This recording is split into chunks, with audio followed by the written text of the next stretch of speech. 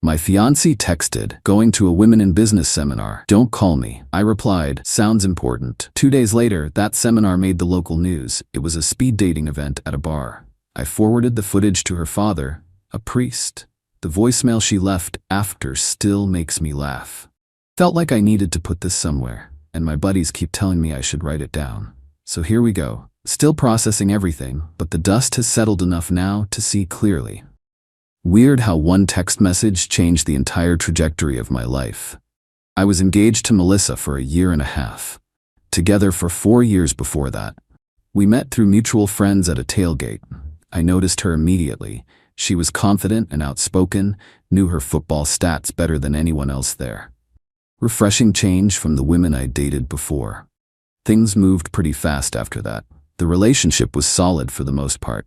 We both worked hard, had our own place, split the bills fairly. I never played the provider role. She earned her own money, and I respected her independence. That was actually one of the things I loved about her. She never expected me to pay for everything or buy her expensive gifts. We were equals. Her family was interesting.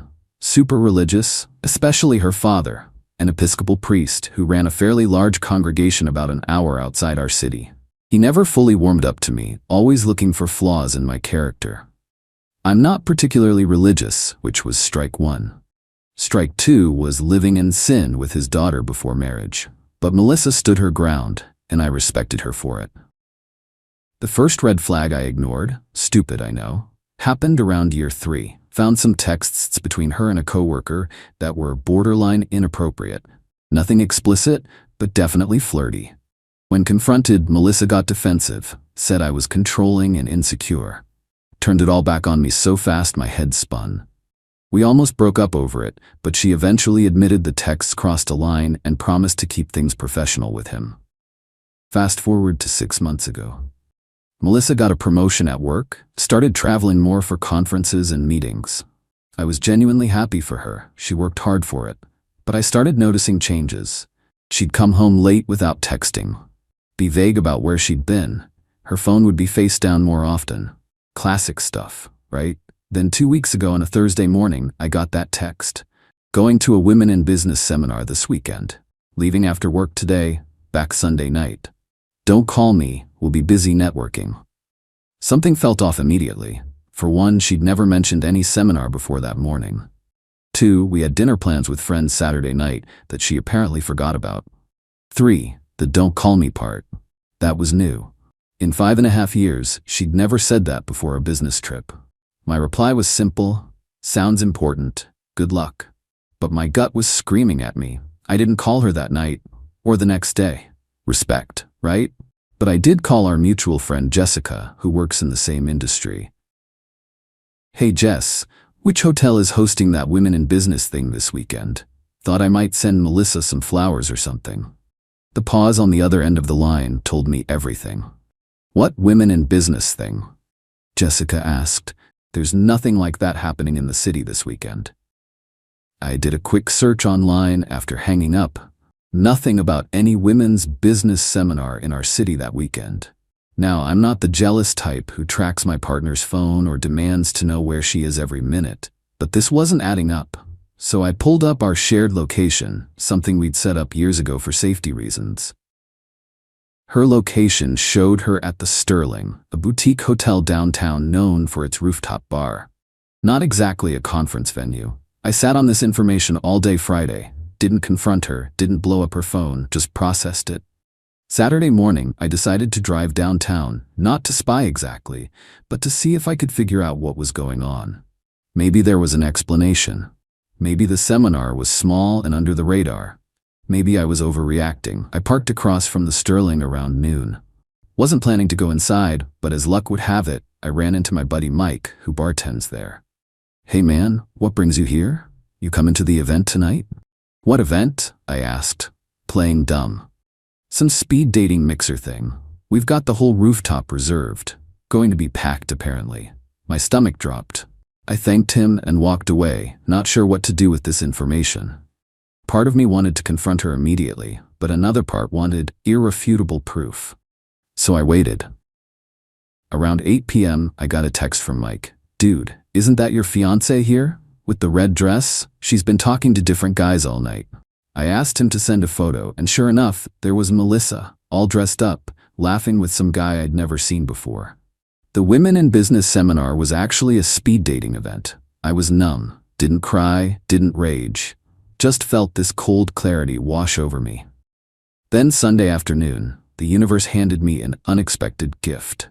The local news was doing a fluff piece on modern dating and had filmed part of the speed dating event for their segment. It aired during the 5 o'clock news.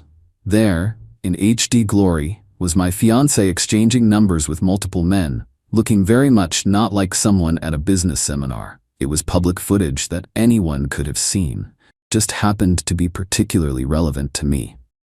I recorded the segment, and in that moment knew exactly what to do. Her father had always questioned my character, my commitment, my morals. Well, time to see where his precious daughter stood on the morality scale. I sent the clip to her father with a simple message. Thought you should see what your daughter's Women in Business seminar actually was. I deserve better than this. Your daughter needs help. Melissa came home Sunday night, acting completely normal. Gave me a peck on the cheek, talked about all the valuable connections she'd made, and how empowering the weekend had been. I nodded, asked generic questions, and excused myself early to finish some work. Monday morning, the bomb dropped. Her father called her at 6 a.m. I could hear his voice through the phone from across the room. Not the words, but the tone. Pure disappointment and anger. She locked herself in the bathroom for an hour afterward. When she finally emerged, her eyes were red and puffy. You had no right, she hissed at me. No right to go to my father. I stayed calm. You had no right to lie to me. No right to make a fool of me. It wasn't what it looked like, she tried, but her voice lacked conviction. Save it. The news segment showed exactly what it was. Your stuff will be packed when you get home from work. You need to find another place to stay. She started crying again, saying she made a mistake. It was just a one-time thing. She'd been feeling trapped with the wedding planning, needed some excitement. The usual excuses. I didn't budge. You have until Friday to get your things out. After that, I'm changing the locks. This is probably important to mention. The apartment is solely in my name. I bought it before we met, and while she's lived there for years, she's not on the lease or mortgage. Legally, it's my place. She pays half the utilities and contributes to groceries, but that's it. She left for work, and I started packing her things. By the time she got home, half her closet was in boxes. That night, she called her father, thinking he might take her side after the initial shock wore off. Nope. He told her she'd disgraced herself and their family, and that until she showed true repentance, she wasn't welcome at family gatherings. The look on her face when she hung up, priceless. She tried everything over the next few days. Tears, anger, seduction, guilt trips, none of it worked. Thursday night, she finally accepted it was over and stayed with a friend. On Friday, she brought a moving truck and took her boxes. As she was leaving, she turned to me. You didn't have to involve my father. That was cruel. I shrugged. No crueler than lying to my face and making me look like a fool. You made your choice. Now live with it. After she left, I blocked her number and poured myself a whiskey. Felt like I could finally breathe again. But the story doesn't end there. About a week later, I got a voicemail from a number I didn't recognize.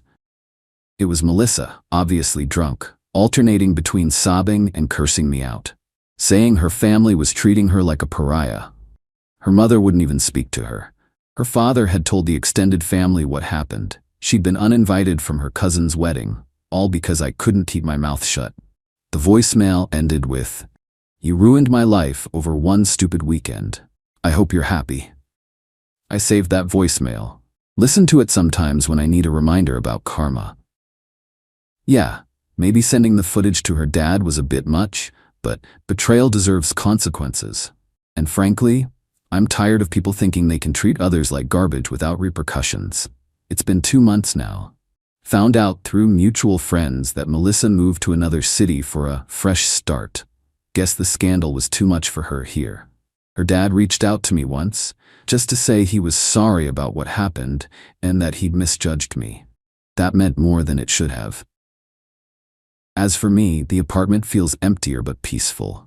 Started dating again recently, Nothing serious, just getting back out there. The engagement ring sold for enough to fund a nice vacation next month. Still can't believe a women in business seminar was her best excuse. If you're going to lie, at least make it convincing. And if you're going to cheat, maybe don't do it somewhere that might end up on the local news. The whole thing taught me a valuable lesson. Trust your gut, stand your ground, and never be afraid to expose lies. Oh, and that voicemail she left still makes me laugh every time I hear it. Not because it's funny, but because it's exactly what someone who's facing consequences for their own actions would say. Update 1. Wow, didn't expect this to blow up like it did. Thanks for all the comments and support. To answer some common questions. Yes, we live together in my apartment. I purchased it before we met. Mortgage is solely in my name. No, she didn't get anything in the breakup beyond her own belongings. And yes, I know sending the footage to her dad might seem harsh to some, but her family's opinion meant everything to her. Seemed like the most effective way to make sure there were real consequences. A few more details since people are asking. The speed dating event wasn't just any regular mixer. It was advertised as singles night, specifically for unmarried people. So she wasn't just networking or making friends. She was explicitly presenting herself as single. The news footage showed her removing her engagement ring before walking in. Guess she didn't notice the cameras at the entrance. That detail hurt more than anything else. Her father's reaction makes more sense with context. Their family had a history of infidelity. Her mom's sister had an affair that tore the family apart years ago, so this was particularly triggering for them. He's always preached about honesty and fidelity to his congregation, so having his daughter caught in this lie was beyond humiliating for him. His position as a moral leader in the community made her deception even more painful for him. I should also mention that Melissa tried to spin the story with our mutual friends, saying I was controlling, and that's why she needed space that weekend. The news footage shut that narrative down quickly. Most of our friends have sided with me, though a couple of her closest friends are still giving me the cold shoulder. Fine by me. Some have asked if I regret not giving her a chance to explain. Honestly, no. The combination of the deliberate lie about the seminar, her being at a singles event, taking off her ring, and exchanging numbers with multiple guys, that tells me everything I need to know about her character. It wasn't a drunken mistake or momentary lapse in judgment. It was calculated. Life goes on. I've been focusing on myself, hitting the gym more, reconnected with old friends she didn't like, even took a cooking class, something I've always wanted to do, but she thought was a waste of time. It's surprising how much of yourself you can lose in a relationship without even realizing it. Oh, and her dad called again yesterday, said he's using what happened as a lesson for the young couples in his premarital counseling program, without naming names, of course. At least some good is coming from this mess. Update 2. It's been 6 months since everything went down, and I've got some developments to share. First off, I found out why Melissa was at that specific event in the first place. Remember that coworker from years ago with the inappropriate texts? Turns out he didn't just attend these speed dating events. He actually helps organize them as a side gig. My buddy Mike, the bartender, recognized him when I showed an old photo and confirmed he's a regular fixture at these events. According to a mutual friend who works at Melissa's company, she and this coworker had been seeing each other casually for months. So much for the one-time mistake story she tried to sell me. The most satisfying part? His girlfriend found out about it too. Yes, he was also in a relationship, and apparently caused quite a scene at their office. Both Melissa and this guy got reprimanded for creating a hostile work environment. Not fired, unfortunately, but definitely humiliated professionally. As for her family situation, it's gotten even more complicated. Her younger sister reached out to me last month, saying Melissa had been telling everyone that I was emotionally abusive, and that's why she had to escape for that weekend. The sister didn't believe it and wanted to hear my side. I simply sent her the news clip and the text messages. She was shocked, said she'd handle it from there. A week later, she called back to tell me there had been a huge family blowout. Apparently, Melissa had been lying to everyone for years about various things, not just about me. The sister thanked me for the evidence and said their family was insisting Melissa get therapy. On my end, life has improved tremendously. After living in my apartment for a while post-breakup, I decided I needed a fresh start. I sold it, housing market was good, and bought a smaller place closer to downtown. The new neighborhood has a great community vibe. Regular block parties, local events, etc. Met some cool people, including a woman named Claire who lives in my building. We've been seeing each other for about 2 months now, taking it slow, but it's promising. Claire knows the full story of what happened with Melissa. Her take on it was refreshing. You didn't expose Melissa, she exposed herself. You just made sure the right people saw it. Exactly. The voicemail from Melissa is still saved on my phone, though I listen to it less frequently now. The desperate rage in her voice no longer brings me satisfaction, just reminds me how close I came to marrying someone with so little integrity. Oh, and an interesting postscript. The local news station did a follow-up piece on the success stories from that speed dating event. Apparently, 3 couples who met that night are now in serious relationships. The irony isn't lost on me. Melissa threw away a 5-year relationship and engagement for an event that was actually helping other people find genuine connections. Last I heard, she's still in the other city, got a new job, deleted all her social media. Her sister says she's working on herself. Whatever that means. As for me, I'm grateful for that text message she sent that day. As painful as everything was, it saved me from a marriage that would have inevitably ended in more heartbreak down the line. Her father still reaches out occasionally. We met for coffee last month. He thanked me for handling everything with dignity and not dragging the family name through the mud more than necessary. I respected that he didn't try to excuse his daughter's behavior, just acknowledge the pain it caused. Sometimes I wonder what would have happened if that news segment hadn't aired. Would I have had the courage to confront her based on just the photo from Mike? Would I have accepted some half-baked excuse? The timing of that news piece was truly the universe having my back. For anyone going through something similar, trust your instincts. If something feels wrong, it probably is. And never be afraid to stand up for yourself, even when it's difficult. The temporary discomfort of confrontation is nothing compared to the slow death of living with betrayal. The ring I once saved for months to buy sits on someone else's finger now. Hope it brings them better luck than it brought me. Update 3. It's been just over a year since the infamous Women in Business seminar text, and this will probably be my final update on the whole saga. A lot has happened in the past 6 months. Claire and I are now living together in my place. She's incredible, honest, direct, no games. We've talked about marriage, but we're in no rush. After what happened with Melissa, I'm taking my time. Claire understands and feels the same way. In an unexpected turn of events, I ran into Melissa about 3 months ago. She moved back to town, apparently.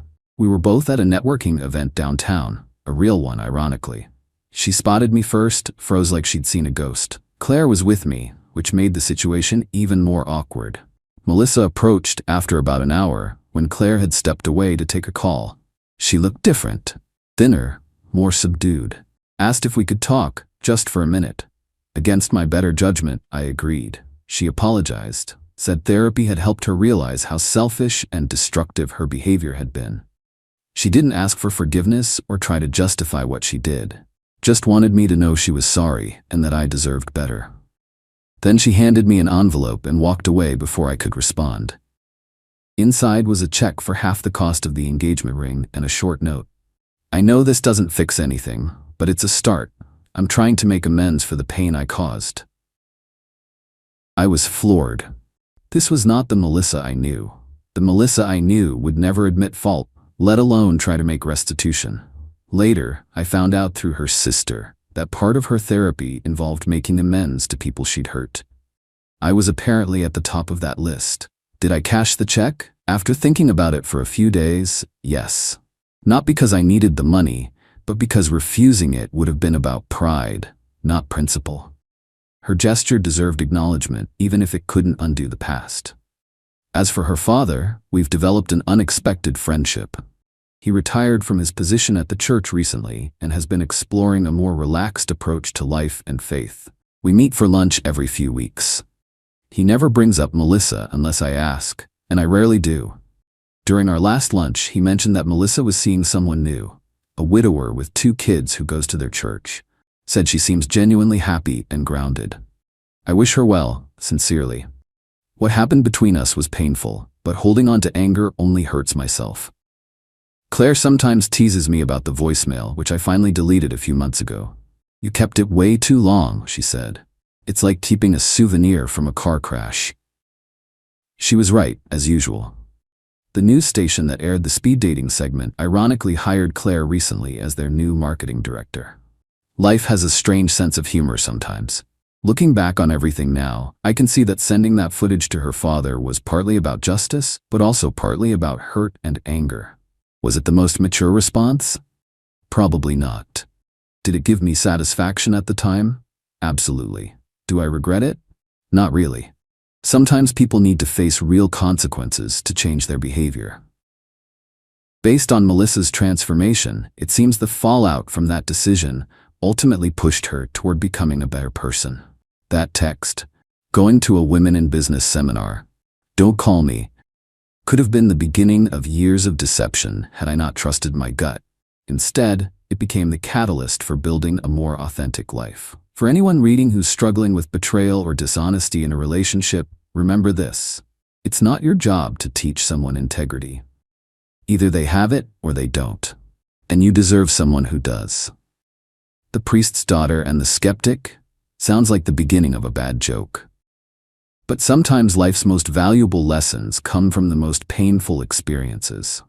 I'm grateful for what I learned, but more grateful I didn't have to keep learning it over and over in a marriage built on lies. That voicemail she left might have made me laugh then, but the best punchline is the life I'm living now.